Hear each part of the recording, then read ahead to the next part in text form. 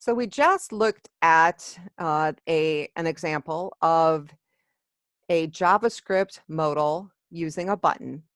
And this is kind of the same thing, but it's using a link instead. And the link is the graphic. So if we click on the graphic, we are getting a modal.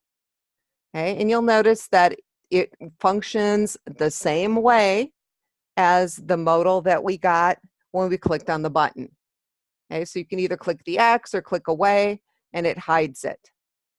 So the difference here is that we're clicking on the graphic instead of clicking on a button. That is the only difference. Okay, so our CSS is pretty much the same. Okay, we still have a close button. We're still styling that.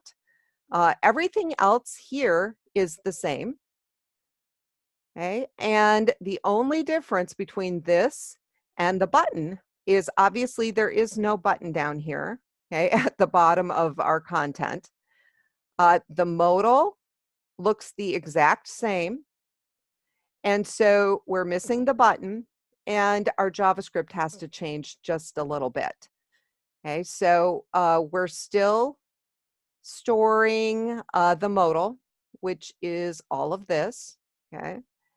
And then instead of accessing the ID for the button, now we are accessing the ID for the link. Okay, so the link has an ID of my link. So if we look up here,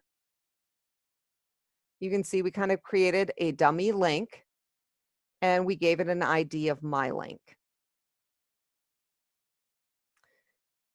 Okay, and that's being stored in link. We are still looking at the close, okay, the close class, which is right up here where that little X is located. And we're giving it a name of span. And when they click the link now, we are changing the modal display to black so it shows. When they click the X, it closes, or when they click anywhere in the window, it's also going to close. None of that has changed. So the only thing that is different is this little section and this section. Otherwise, the code is pretty much the same. And I'm going to pull over actually a really cool example of how this has been done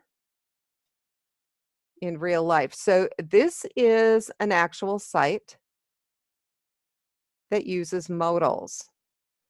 Okay, and these are all image links that display the modal window, which I think is super cool. And then they actually, not only do they display an X, they've got previous and next buttons. Okay, so I just wanted to show you that this is being used in real life, okay, not just in school.